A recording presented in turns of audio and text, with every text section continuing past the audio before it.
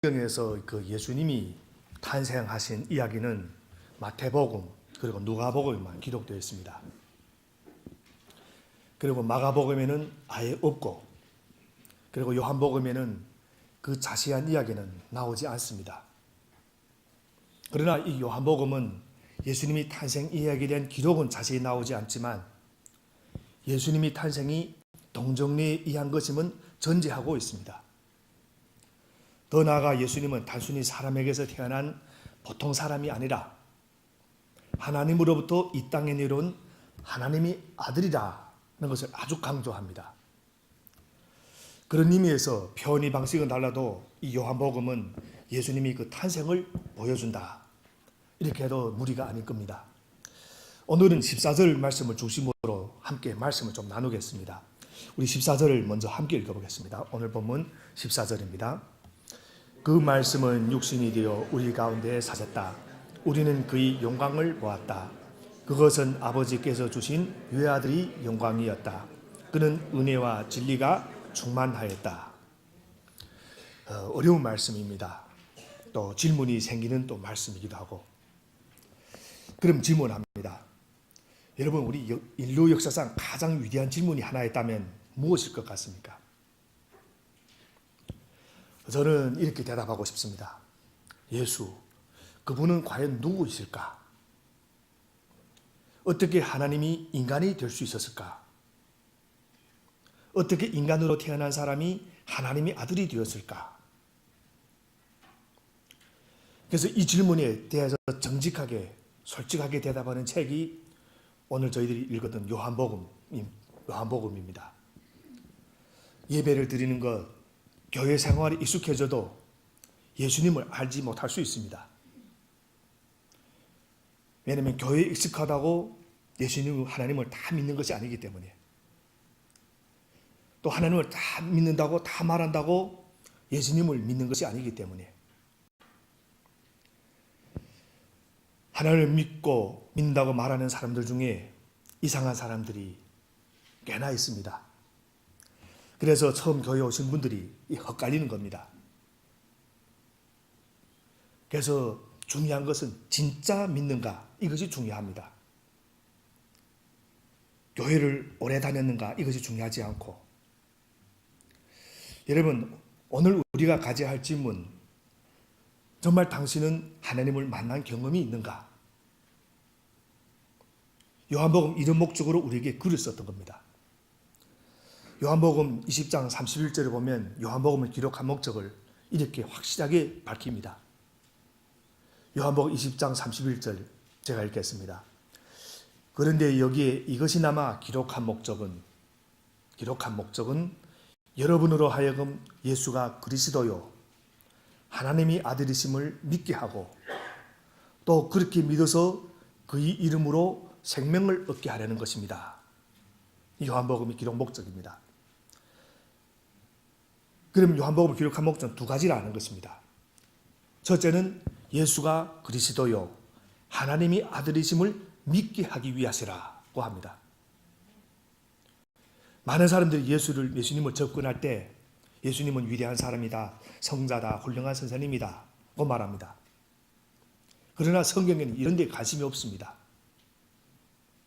성경이 관심하는 것은 예수 그리스도가 정말 하나님의 아들이었는가, 이것입니다. 만약 그가 하나님의 아들이었다면 우리 구원자라는 것입니다. 만약 그분이 단순히 한 인간에 불과하다면 그는 우리 구원자가 될 수 없다는 것입니다. 이 문제가 아주 중요한 것입니다. 그리고 둘째는 만약 하나님의 아들이고 당신이 알고 믿고 깨달았다면 누구든지 그를 믿어서 그 이름으로 생명을 얻게 하려는 것에 목적이 있다고 하는 것입니다. 그래서 이 말씀 또 요한복음 3장 16절에 아주 간결하게 이 말씀을 해주십니다. 우리가 잘 아는 말씀입니다. 하나님께서 세상을 이처럼 사랑하사 유아들을 주셨으니 이는 그를 믿는 자마다 멸망하지 않고 영생을 얻게 하려는 것이다. 이것이 성경 전체의 목적이고 요한복음의 목적이다. 하나님께서 세상을 이처럼 사랑하셔서 유아들을 주셨으니 이는 그를 믿는 사람마다 멸망하지 않고 영생을 얻게 하려는 것이다. 그래서 여러분, 우리가 믿음 생활하면서 성경을 읽을 때 이 성경이 말하는 요점을 우리가 정확히 이해할 수 있게 되기를 바랍니다. 그러면 예수님이 하나님의 아들이라면 우리 구원자입니다. 만약 그분이 하나님의 아들이 아니고 우리와 똑같은 인간에 불과하다면, 그가 아무리 거룩하고 위대한 삶을 살았다고 할지라도 그는 우리 좋은 선배가 되고 우리 본이 될지는 몰라도 우리 구원자는 아니라 하는 것입니다. 오늘 본문 1절부터 5절 우리 함께 먼저 읽어보겠습니다. 오늘 본문 1절부터 5절입니다. 태초에 말씀이 계셨다. 그 말씀은 하나님과 함께 계셨다. 그 말씀은 하나님이셨다. 그는 태초에 하나님과 함께 계셨다. 모든 것이 그로 말미암아 창조되었으니 그가 없이 창조된 것은 하나도 없다. 창조된 것은 그에게서 생명을 얻었으니 그 생명은 사람이 빛이었다. 그 빛이 어둠 속에서 비치니 어둠이 그 빛을 이기지 못하였다. 짧지만 아주 엄청난 말씀이 이 안에 있습니다. 사도 요한은 오늘 우리들에게 예수님에 대해서 세 가지를 이야기합니다. 첫 번째, 그분은 말씀이다. 두 번째, 그분은 생명이다. 세 번째, 그분은 빛이라고 말씀합니다. 여러분, 우리 인간은 인간을 구원할 수 없습니다. 죄인은 죄인을 구원할 수 없습니다. 그래서 우리가 교회에서 주의해야 될 것이 있습니다. 교회에서 우리 아픔을 공유하는 것은 좋습니다. 우리 여러 가지 상처 있고 여러 가지 아픔이 있습니다. 아픔을 공유하는 건 좋지만 지금 함께 아픔을 겪고 있는 사람이 당신을 치유할 수 없다는 것은 기억하시기 바랍니다. 자신도 똑같은 아픔을 겪었지만 자신이 어떻게 그 아픔을 극복하고 치유를 경험했던 사람만이 다른 사람의 아픔을 치유할 수 있는 것입니다. 극복한 사람, 이것이 중요합니다. 그래서 우리가 공유도 중요하지만 극복한 사람이 남의 아픔을 치유할 수 있는 것입니다. 물에 빠진 사람이 물에 빠진 사람을 구원할 수 없다. 그래서 인간을 구원하려면 인간보다 더 초월적인 존재일 때 인간을 구원할 수 있다 하는 것입니다. 그래서 인간 구원이 가장 절대적인 조건이 있다면 인간 이상이 존재해야 된다. 그래서 오늘 성경에 보면 예수님에 대해서 세 가지로 설명하고 있는데 그 가운데 그분은 말씀으로 존재한 분이시라. 그럼 하나님은 어떤 분이신가? 말씀으로 존재하는 분이시다. 1절 보면 태초에 말씀이 계셨다. 그 말씀은 하나님과 함께 계셨다. 그 말씀은 하나님이었다. 하나님은 어떤 분이신가? 말씀이라 하는 것입니다. 아마 이해하기 힘들 겁니다. 우리는 하나님을 어떤 신비로운 존재, 초월적인 존재로 생각하고는 있습니다. 그래서 하나님을 믿는다는 것이 알듯하면서도 이해하기가 참 어렵습니다. 마음속으로 하나님을 믿지만 하나님의 실체가 무엇인가 물어볼 때 하나님 이런 분이다 라고 설명하기가 참 어렵습니다. 그래서 안 믿는 사람들이 하시는 그 말 가운데서 이런 말이 있습니다. 하나님을 보여주면 믿겠다. 하나님의 음성을 듣거나 하나님을 보여주면 내가 믿겠다. 그 말합니다. 그러니까 하나님을 안 믿을 이유도 없지만 하나님을 믿을 이유도 구체적으로 딱 그렇다고 말할 수 없는 것이 현실인 것입니다. 그래서 사람들 하나님에 대해서 굉장히 막연한 생각을 가지고 있습니다. 그러나 여러분 한 가지 꼭 기억하시기 바랍니다. 하나님처럼 분명한 존재는 없습니다. 교회에서 가끔 듣는 이야기 가운데서 나는 믿음이 없다 이렇게 자랑스럽게 얘기하는 분들이 있습니다. 이 믿음이 없는 걸 자랑스럽게 얘기합니다. 아주 솔직한 것은 좋지만 그 내면에 들어가 보면 그분들이 믿음이 생기지 않는 까닭은 하나님이 언제나 막연한 존재이기 때문에 구름을 잡는 것처럼 막연한 기대, 막연한 생각, 하나님이 계시겠지. 이런 생각 때문에 한 번도 하나님과 진지한 인격적 만남을 가지지 못하는 것입니다. 우리들이 사람을 사랑하면 사랑하는 실체가 있어야 됩니다. 내가 실제로 사랑하는 그 대상이 있는 것입니다. 그럼 하나님은 어떤 존재인가? 성경에서 말씀해 주시면 태초에 말씀이 계셨다. 이 말씀을 성경의 원어에서는 로고스라고 합니다. 로고스. 그래서 이 로고스는 진리이기도 하고 이성이라는 개념도 있고, 그래서 헬라어에서는 어떤 절대적인 이 신적인 존재를 설명할 때 사용한 단어가 이 로고스라는 단어입니다. 그래서 이 요한이가 오늘 본문에서 이것을 사용해서 하나님을 말씀이라고 했던 겁니다. 다시 말하면 사도 요한이 이 요한복음을 기록할 그때 당시 오늘이 아니고 2000년 전 그때 당시에는 이 로고스라는 이 단어에 단순히 이 말씀이라, 오늘 우리가 이해하는 이 말씀이란 뜻만 있는 게 아니었습니다. 사실 그때 당시 로고스라는 이 단어는 헬라 사람들만이 정확히 이해할 수 있는 그런 단어였습니다. 오늘날 우리가 일본에 오면 우리는 우리 한반도에 사는 우리 민족을 이랍니다. 한이 많은 민족이다. 한이 많은 민족이라. 그런데 일본 분들이 하면 이 한이라는 이 단어를 이해하기가 참 힘들어합니다. 이거는 우리 민족만 이해할 수 있는 그런 단어입니다. 역사적인 배경이 다 있습니다. 이 로고스도 헬라 사람만 어떻게 이해할 수 있는 그런 단어였습니다. 그래서 우리가 생각하는 이 말씀이라는 단어, 그 이상의 뜻이 여기에 담겨 있다. 그래서 기원전 6세기부터 1세기에 이르기까지 헬라 문화권에 속한 사람들이 이 사상을 지배하던 그 철학 사상이 바로 이 로고스라는 사상이었습니다. 그래서 모든 사람들은 신이 로고스이고 로고스가 신이라고 믿었던 겁니다. 그래서 그 의미를 알든 모르든 로고스라고 하면 신을 이야기하는구나 하고 생각할 정도로 사람들 누구나 그 개념에 익숙해 있었던 겁니다.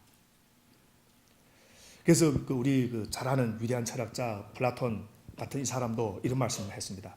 어느 날 신으로부터 로고스가 우리를 찾아올 것이다. 그래서 그리스 사람들은 로고스를 온 우주를 어떻게 컨트롤하는 하나의 능력이자 또 사람들이 생각을 지배하는 하나의 초월적인 존재로 믿고 있었던 것입니다.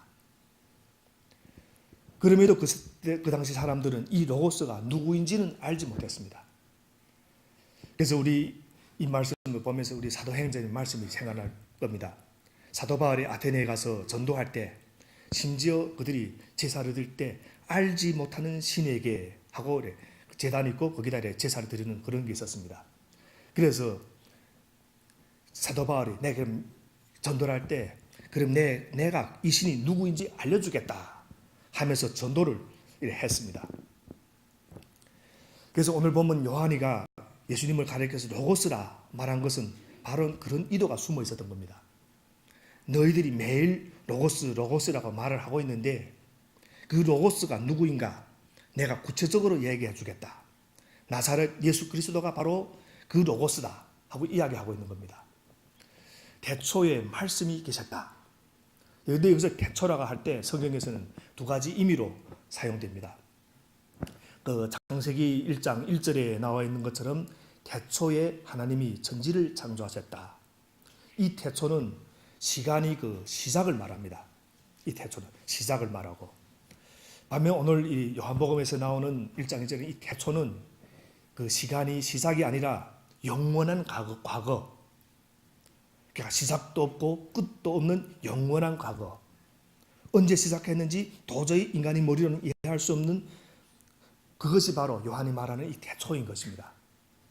그래서 로고스는 우리가 그 시간을 상상할 수 없을 정도로 오래전 영원전부터 계신 분이시다. 그러니까 우리 머리로는 이해하기가 힘든 개념인 것입니다. 그러나 이 말씀은 분명히 태초부터 존재했다는 것입니다. 그리고 이 말씀의 실체가 누군가 하면 하나님 곧 예수님이다 하고 밝히는 것입니다. 따라서 여러분이 성경 말씀을 붙들게 되면, 그래서 우리 여기서 나옵니다. 따라서 여러분이 성경 말씀을 붙들게 되면, 말씀을 인격적으로 만나게 되면, 말씀을 또 신뢰하게 되면, 말씀을 성령 안에서 만나게 되면 실체인 하나님을 느끼기 시작하고 보기 시작하는 것입니다. 여기서 중요한 것은 성령 안에서 말씀을 만나야 된다 하는 말씀입니다. 머리로서 성경을 이해하는 것이 아닙니다. 저는 오늘 여러분이 말씀을 통하여 실체인 하나님을 만나게 되기를 기도합니다. 하나님은 막연한 존재가 아닙니다. 그래서 우리가 드리는 기도도 독백이 아닙니다. 기도는 내 기도를 들으시는 실체와 실제로 대화하는 것입니다. 나의 신음소리를 들으시고 나의 형편을 보시고 나를 사랑하시고 나를 위해 눈물을 흘리시고 나를 위해 피를 흘리시고 나를 위해 모든 것을 던져서 십자가에 달리셔서 사랑해 주시던 그 실체가 하나님이라 하는 것입니다. 그러나 우리가 하나님을 뵌 사람은 없습니다. 그러나 누구든지 예수 그리스도를 믿으면 하나님의 실체가 느껴지기 시작하는 겁니다. 여러분, 말씀의 실체이신 예수 그리스도를 만나면 하나님의 실체를 보기 시작하고 하나님을 깨닫기 시작합니다.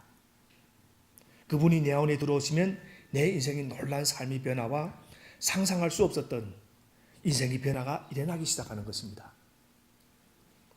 그래서 빌립보서 2장을 보시면 예수님에 대해서 이렇게 설명합니다.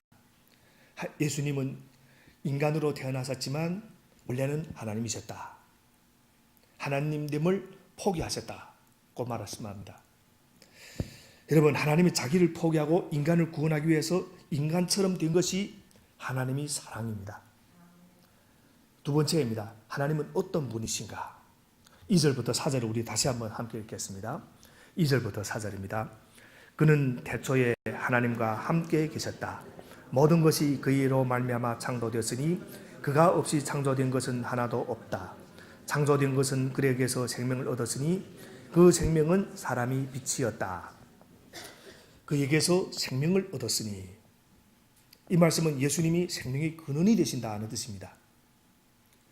쉽게 이야기해서 바로 이분 때문에 모든 생명이 존재하게 되었다는 말씀입니다. 우리 육신이 생명을 갖고 있는 것도, 우리 영혼이 육신을 벗고 이 땅을 떠날 때 영원히 살 수 있는 것도 다 이 생명의 근원이신 말씀이신 로고스이신 예수 그리스도를 통해 흘러나오는 그 생명 때문이라 하는 말씀입니다. 그런데 이 생명은 우리 눈에 보이지 않습니다.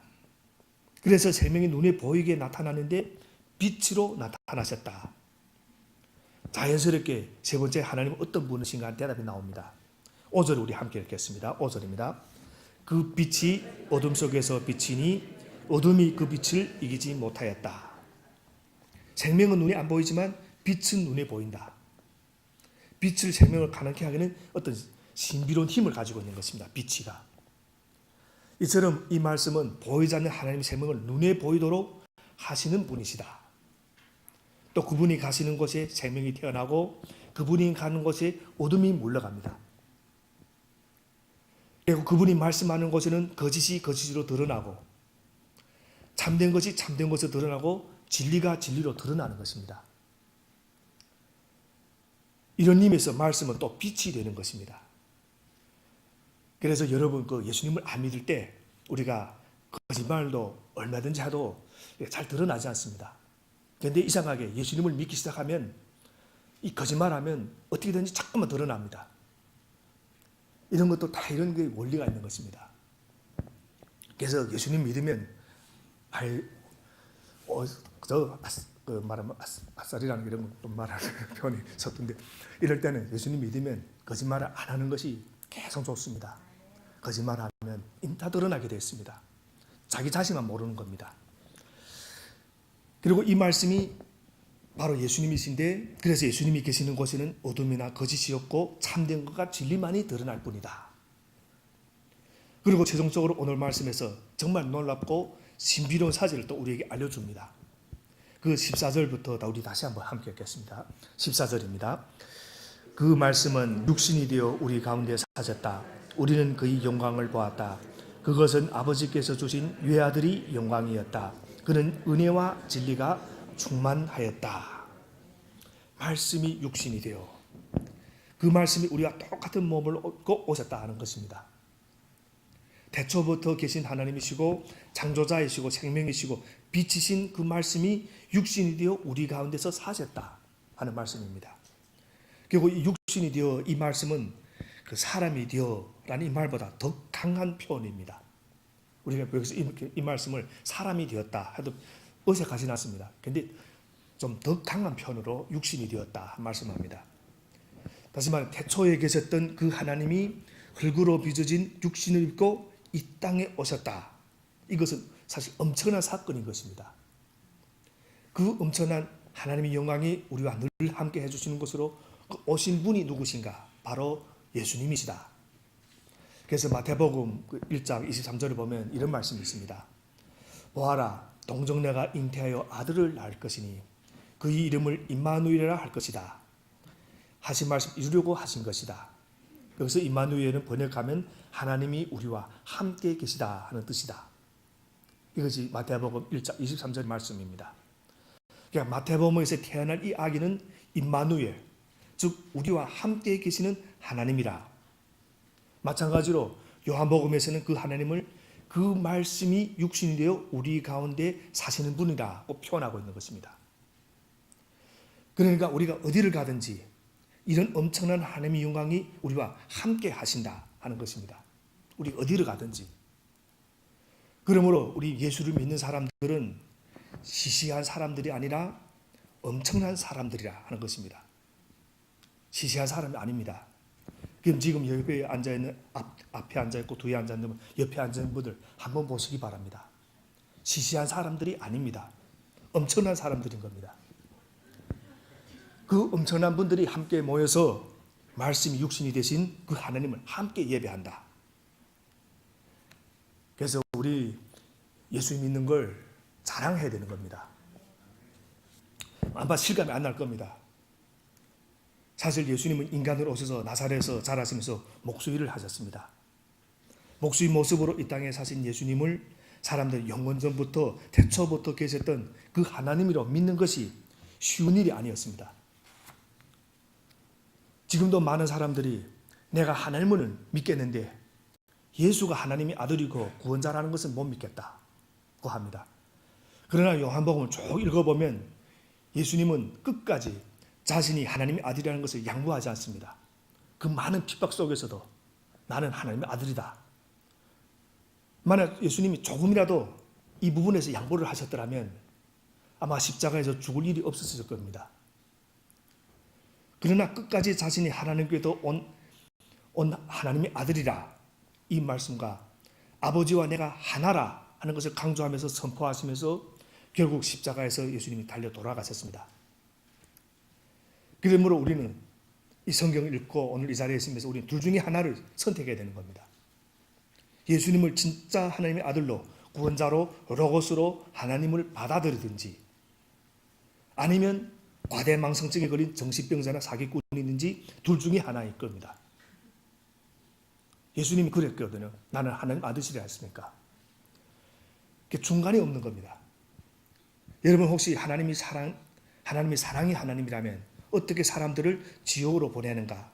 그럴 리가 없다든지 예수가 어떻게 하나님의 아들이고 우리 구원자나 이렇게 만약 생각을 하신다면 그런데 예수님이 구원자시고 모든 기적을 일으키셨다 라고 하는 이런 어떻게 보면 엉터리 같은 걸 이런 걸 어떻게 믿느냐 그렇게 생각한다면 그것을 또 안 믿는 것도 그 자체도 어떻게 보면 하나의 안 믿는 신앙인 것입니다. 하나님은 안 계신다 이 하는 것도 하나의 안 믿는 신앙이라 하는 것입니다.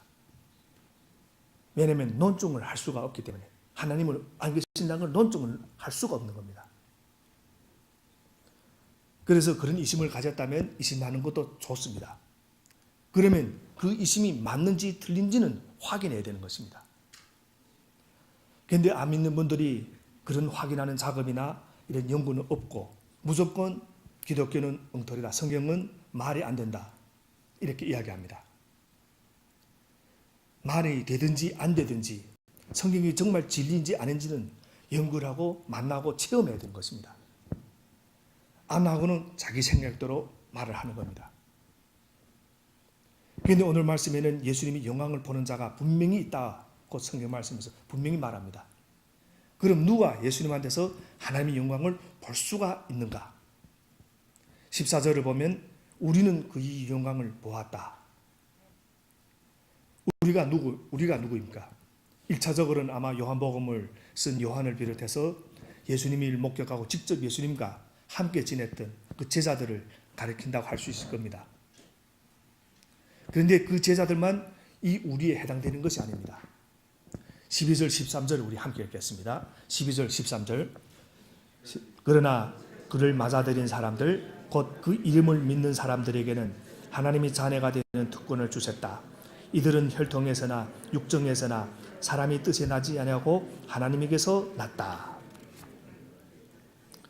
그러니까 누구든지 이 예수님을 영접하는 사람, 믿는 사람은 우리라 하는 이 그룹에 들어간다는 것입니다. 그러므로 믿는 자는 바로 예수님이 곧 하나님이라는 것을 알 수 있다. 왜냐하면 하나님께서 난 자들이기 때문에. 이것을 머리로 이해하는 게 아니라 그냥 받아들여지는 것입니다. 큰 문제가 되지 않는 것입니다. 그냥 진리인 것입니다. 그래서 하나님의 영광을 볼 수 있다고 하는 겁니다. 그래서 요한복음을 쭉 읽어가 보면 거기 나오는 사람은 크게 두 부류로 나누어집니다. 3년 동안 계속해서 예수님을 따라다니면서 기적도 체험하고 많은 좋은 것들을 경험했지만 그럼에도 불구하고 예수님을 위대한 어떤 선지자 정도로 밖에 보지 못하는 사람들이 있었습니다. 어느 정도는 따라다니면서 큰 관심을 보였습니다. 그런데 예수님이 십자가에 돌아가실 때는 그들 중 많은 이들이 십자가에 못 박아 죽이라고 거기에 가담하기도 하고 또 뿔뿔이 도망치기도 했습니다. 한편 어떤 사람들은 힘도 없고 소수였지만 예수님을 보자마자 그분에게서 하나님의 영광을 보았다. 우리는 그의 영광을 보았다. 그것은 아버지께 주신 유아들의 영광이었다. 그는 은혜와 진리가 충만하였다. 은혜와 진리가 충만하였다. 그러니까 예수님에게서 하나님의 영광을 본 사람과 못 본 사람 이렇게 두 부류로 나눈다. 그럼 우리는 어떤가? 여러분은 하나님의 영광을 예수님께서 보고 계십니까? 못 보고 계십니까? 지금도 이 말씀 가지고 성경은 우리에게 도전하고 있는 것입니다. 오늘 말씀 마치겠습니다. 결국 하나님께로 난 사람은 예수님이 초라한 모습에도 불구하고 거기에서 하나님의 영광을 봅니다. 이 예수 그리스도 안에 하나님의 영광이 있는 것을 보는 것입니다. 또 그 영광을 볼 때 세상이 헛된 영광에 취해 있던 사실은 영광도 아닌 영광을 따르던 우리 마음이 하늘 영광의 빛으로 가득하게 될 것입니다. 빛으로 가득하게 될 것입니다. 또 예수 그리스도가 하나님이시며 구주이신 것을 보는 눈이 열릴 때 우리 마음을 짓누르고 있던 모든 근심, 걱정들이 사라지고 것입니다. 상황은 그대로입니다. 그러나 사라지는 겁니다. 주님이 영광을 보는 사람은 또 그분 앞에 무릎 꿇고 자신의 삶을 기쁨으로 또 드리게 되는 것입니다. 또 주의 영광을 보는 사람은 자신의 직업이나 사업이나 가정도 주님이 것이라고 고백하게 되는 것입니다. 그래서 주님의 영광을 보는 사람은 이 세상의 어떤 기쁨이나 행복의 마음을 뺏기지 않고 진짜 기쁨을, 진짜 평안을 맛보게 될 것입니다. 여러분, 우리 이번 성탄절에 우리가 보아야 할 것이 바로 이 하나님의 영광인 줄 믿습니다.